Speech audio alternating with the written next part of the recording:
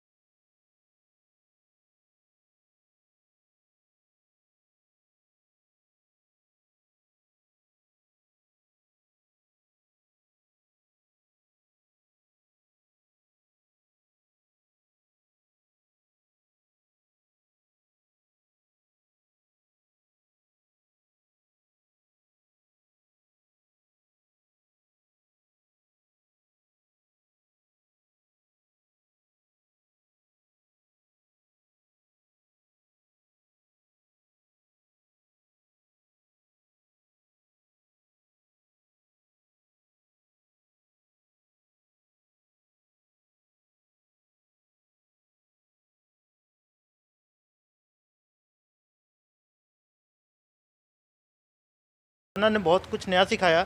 आप लोगों ने बच्चों के साथ जिस तरीके से अपने सिलेबस को कंप्लीट करवाया, कैसा शेड्यूल रहा पूरा साल भर का अगर देखा जाए? इसके लिए तो मैं हमारे यहाँ स्कूल की कोऑर्डिनेटर उपासना शर्मा से कहूँगी वो बताएं कि बच्चों को ऑनलाइन स्टडी के बारे में उन्होंने टीचर्स से कैसे संपर्क किया और बताया।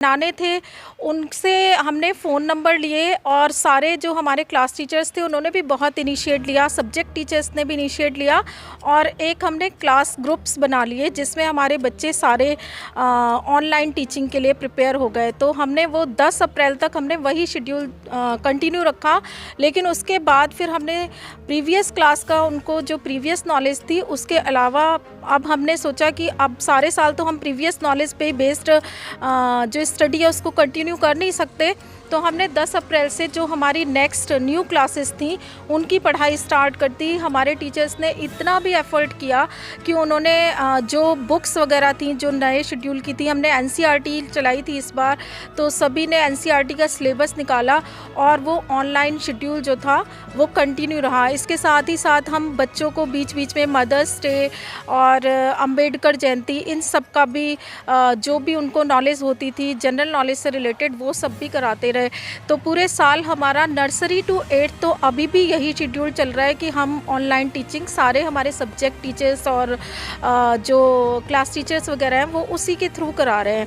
लेकिन जैसा कि हरियाणा गवर्नमेंट ने अलाउड कर दिया था तो 21 सितंबर से हमारे जो स्कूल थे वो 9 to 12 के लिए खुल गए थे और तभी से हमारे जो सीनियर क्लासेस के टीचर हैं वो कंटिन्यू आ रहे हैं और हमारी क्लासेस लग रही हैं। बीच में 10 दिन के लिए अभी ब्रेक हुआ था तो हमने वो ब्रेक भी लिया, उसके बाद फिर से अब हमारी जो ऑनलाइन शेड्यूल स्टडी है वो नर्सरी टू 8 तो ऑनलाइन शेड्यूल स्टडी कंटिन्यू है और 9 to 12 जो है वो हमारी लाइव क्लासेस चल रही है।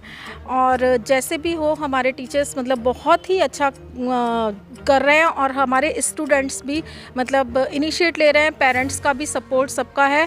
और सबसे बड़ी जो भूमिका है वो हमारी प्रिंसिपल मैडम की है कि वो भी समय समय पर हम सभी लोगों से जो फीडबैक है वो लेती रहती है। तो ये सारे लोग हैं एक तरीके से जब अनुभव किसी चीज़ का होता है तो उसे कहीं ना कहीं बहुत इजीली अपने आप को कन्वर्ट कर लेते हैं। सर मैं आपसे जानना चाहूँगा कि जब 1 साल का लगभग अब एक्सपीरियंस हो गया कि बच्चों को किस तरीके से हमें ट्रेन करना है और लगभग आप लोगों ने उसको फाइनली शेप भी दिया, तो क्या कोई अड़चन भी आई, नया कुछ सीखने को मिला? नहीं, ऐसा कहते हैं जैसा आवश्यकता ही आविष्कार की जननी है, ये हम बचपन से सुनते आए थे और हम बच्चों को भी कहा करते थे। लेकिन जब ये कोरोना काल आया तब हमने इस चीज़ को खुद भी अनुभव किया कि आवश्यकता ही आविष्कार की जननी है। पहले हम फिजिकली रूप में आते थे, बच्चे फिजिकली रूप में आते थे, फिर हम उनको पढ़ाते थे। लेकिन ये एकदम नया ट्रेंड आया कि भाई ऑनलाइन पढ़ना है, तो उसके लिए हमने भी मेहनत करी। हमारे कोऑर्डिनेटर मैम जो हैं उन्होंने भी मदद करी, प्रिंसिपल मैम ने उन्होंने भी मदद करी कि कैसे किस हिसाब से आप शेड्यूल बनाओगे कि आप बच्चों को ऑनलाइन पढ़ाते हुए भी उनको पूरी शिक्षा देने में आप सक्षम हो सके। तो इन सबका सपोर्ट रहा और उसके हिसाब से फिर हमने बनाया भी, उन शेड्यूल को भी बनाया और हमने काम भी की। वैसे थोड़े बहुत तो अड़चने, देखिए जब कोई भी नया काम करते हैं तो अड़चने आती है। कुछ जैसे कुछ पेरेंट्स के पास मोबाइल अवेलेबल नहीं था या इंटरनेट नहीं था, तो फिर हमने उन बच्चों को भी कहा कि जिनके पास अवेलेबल है या आप किसी तरह से ऐसा कर सकते हैं। मैम ने भी सपोर्ट किया, हम लोगों ने भी सपोर्ट किया। फिर धीरे धीरे बच्चे क्या हुआ कि एकदम से एक शेड्यूल में, एक मॉड्यूल में आ गए, ढांचे में ढल गए और फिर हम लोगों ने क्लास ली और बढ़िया रंग से चलता है। तजुर्बे हैं, एक्सपीरियंस है। लेकिन हम 2 और लोगों से बात करना चाहेंगे। ये बहुत ज़रूरी हो जाता है कि किस तरीके से उन्होंने अनुभव करा। मैडम आप, मुझे लगता है कि सारे में सबसे यंग हैं, आप ये बताइए कौन सी क्लास वैसे ली? सर मैं नर्सरी विंग को पढ़ाती हूँ। तो आप ये बताओ आपके लिए तो अभी चैलेंज है क्योंकि आपकी हाँ जी क्लास सर। तो खुले नहीं है, बच्चे हाँ आए जी। कैसे आप उनको सर हम ऑनलाइन पढ़ाते हैं बच्चों को। उनको पहले हमने ग्रुप में ऐड किया, फिर उनको हमने बुक अवेलेबल कराई, फिर उनको हम न्यू एक्टिविटीज़ वगैरह कराते हैं, ओरल वर्क कराते हैं। तो सर बच्चे कोऑपरेट कर रहे हैं और अच्छा हमें रिस्पांस मिल रहा मुझे है। लगता है कि कई बार बच्चे तो सो जाते हैं, बस ऑनलाइन रहते हैं, तो फिर नो कैसे सर, आप ऐसा जगाते नहीं होता। नहीं, ऐसा एक्टिविटी होते हैं तो वो खुद सर रहते हैं कि सोते ही नहीं है, खुद इंजॉय करते हैं वो एक्टिविटीज़ को और जो हमारी पढ़ाई होती हैं? है। यहाँ पे नए नए तजुर्बे निकल के आ रहे हैं क्योंकि इन लोगों ने बच्चों के साथ में बहुत ज़्यादा इंटरेक्ट हुए हैं। तो ये हमारी सीनियर मैडम हैं, खासकर इस भारतीय विद्या कुंज स्कूल की, उनके ऊपर भी जिम्मेदारी है। मैम आपने नया क्या सीखा, क्योंकि नया है, नए में कोरोना के दौर में कुछ नया सीखने को मिला, तो आपने क्या एहसास किया वैसे? देखो हमें बहुत कुछ सीखा। प्रत्यक्ष और परोक्ष में आपको पता है बहुत अंतर है, फ़र्क है। पहले हम सामने प्रत्यक्ष पढ़ाते थे, बच्चे से रूबरू होते थे, उनको अच्छे से समझाते थे। लेकिन जब ऐसा नहीं हुआ, मौका नहीं मिला, तो हमें अप्रत्यक्ष भी पढ़ाना पड़ा। लेकिन हमें बहुत कुछ सीखने को मिला। जैसे हमें पहले इतना नॉलेज नहीं था उससे पढ़ाने का, क्या कहते हैं, ऑनलाइन पढ़ाने का, तो वो हमें एक मौका मिला और उससे हमें बच्चों को भी समझाने का अच्छे तरह मौका मिला और उससे हम अच्छे से बच्चों के साथ रूबरू होकर उनको अच्छे से समझा पाए। जहाँ होते हैं तो बच्चों में खौफ होता है, क्योंकि बच्चे होते हैं कई बार डांट से या फिर मार पिटाई से वो डर जाते हैं। लेकिन ऑनलाइन कैसे डराते थे बच्चों को? ऑनलाइन बच्चों को हम जैसे टेस्ट लेते थे तो वो डरते थे कि भाई अभी हमारे फिर मार्क्स बताए जाएंगे, टेस्ट लेंगे, अगर हम उनमें अच्छा नहीं कर पाए तो हम उन्हें बताते थे। इस तरह से उनको डांट के कंट्रोल करके रखते थे। जी, आपके पास क्या जिम्मेदारी वैसे यहाँ स्कूल में, संस्था में? Sir, I'm the oldest teacher in this school. ठीक है, I'm teach here English. और जिम्मेदारी we have lot of responsibility. तो जिम्मेदारी आपके है, और खासकर देखा जाए तो ऑनलाइन जो क्लासेस चलते हैं इंग्लिश के, वैसे तो मोस्टली बच्चों में ऑनलाइन स्पीकिंग कोर्स या इस तरीके के कोर्स चलते रहते हैं, लेकिन आप क्या उनको एक्स्ट्रा नॉलेज देते थे, कैसे करते थे? एक्स्ट्रा जैसे अबाउट मतलब जैसे अवेयरनेस बताई जाती है, जीके टाइप का हो गया, सिलेबस का हो गया, बाकी जो मेनली जो हाइजीन होता है, हाइजीन के बारे में, कोरोना है, आप घर में कैसे ट्रीट कर रहे हो, बाहर जा रहे हो बेटा, ग्राउंड में जा रहे हो, तो उसमें अपने आप को कैसे मेंटेन करते हो, ये सब चीज़ें बताई जाती है। जनरली बात जो होती है बताई जाती है। स्कूल में देखा जाए तो आज वैसे 30 दिसंबर है और बस 1-2 दिन और रह गए हैं, उसके बाद से नया साल स्टार्ट हो रहा है। और अगर हम बात करें भारतीय विद्या कुंज जो स्कूल है, किस तरीके से नए साल को अब देख रहा है, क्योंकि पूरा 2020 तो बहुत बुरी तरीके से बहुत वर्ष गुजरा, तो ऐसे में एक नया मैसेज जाए बच्चों के, उनके पेरेंट्स को और अपने स्टाफ के लिए क्या कहना चाहते हैं? देखिए 2020 का भी स्वागत हमने बड़े उत्साह और जोश के साथ किया था, लेकिन ये साल तो बड़ा अप्रत्याशित निकला। किसी ने कल्पना भी नहीं की थी कि ऐसे दिन भी इंसान को देखने पड़ेंगे कि वो कमरों में कैद हो जाए और जानवर खुले होकर स्वच्छंद घूमें। हालांकि ये साल हमें बहुत कुछ सिखा कर भी गया है, प्रकृति के प्रति हम अपनापन रखें इस बात को भी बता के गया है, लेकिन मानव जाति के लिए तो और देश की अर्थव्यवस्था के लिए, बल्कि कहें विश्व की अर्थव्यवस्था के लिए तो बहुत हानि पहुंचा कर गया है ये। सभी स्कूल भी इससे बहुत प्रभावित हुए हैं। हमारे जैसे छोटे छोटे स्कूल की तो मानो कमर ही टूट गई। बच्चे घर पे बैठे हैं, पेरेंट्स फीस नहीं जमा कर पा रहे हैं, उनकी मजबूरी है क्योंकि उनकी भी नौकरियां छूट गई हैं, टीचर्स को तनख्वाह समय पर नहीं मिल पाई। तो कुल मिलाकर बड़ा चुनौती भरा यह साल रहा, पर मैं शुक्रगुजार हूँ अपने स्टाफ की जिन्होंने इस संकट के समय पर हमारा साथ दिया, अपना काम करते रहे, ऑनलाइन बच्चों को पढ़ाते रहे, समय पर परीक्षाएं भी लेते रहे, ऑनलाइन एक्टिविटी भी उन्होंने करवाई और जैसे सहूलियत हुई उस हिसाब से हमने उनको वेतन भी दिया, लेकिन उन्होंने वेतन के लिए कोई हाय तौबा नहीं मचाई।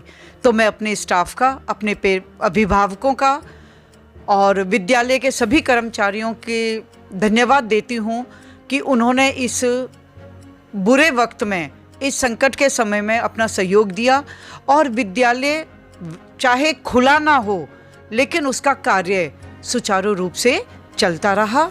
और अब मैं यही उम्मीद करती हूँ कि सन 21 आने वाला साल पूरी मानव जाति के लिए, समग्र विश्व के लिए खुशहाल हो, उनको स्वास्थ्य प्रदान करने वाला हो और सभी लोग अपने लक्ष्य को, अपने मुरादों को पूरा कर सकें। यही मेरी शुभकामनाएं हैं।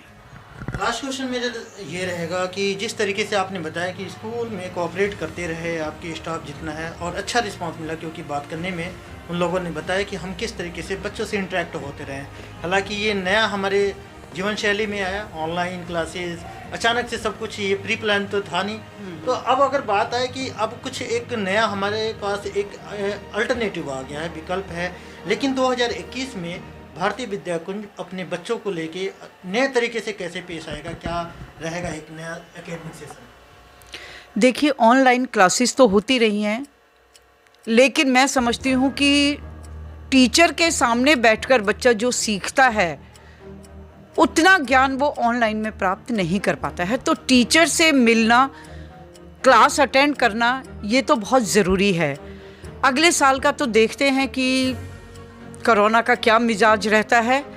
अगर सब कुछ ठीक ठाक रहा और हमारे सरकार ने अगर अनुमति दी तो हम पूरा स्कूल खोलेंगे, और यदि कुछ परेशानी आती है तो हम बच्चों को ऑनलाइन जैसे अभी पढ़ाते रहे हैं वैसे ही पढ़ाते रहेंगे। लेकिन मैं चाहूँगी कि वीक में एक दिन आकर तो बच्चे टीचर से मिलें और अपने डाउट्स क्लियर करें।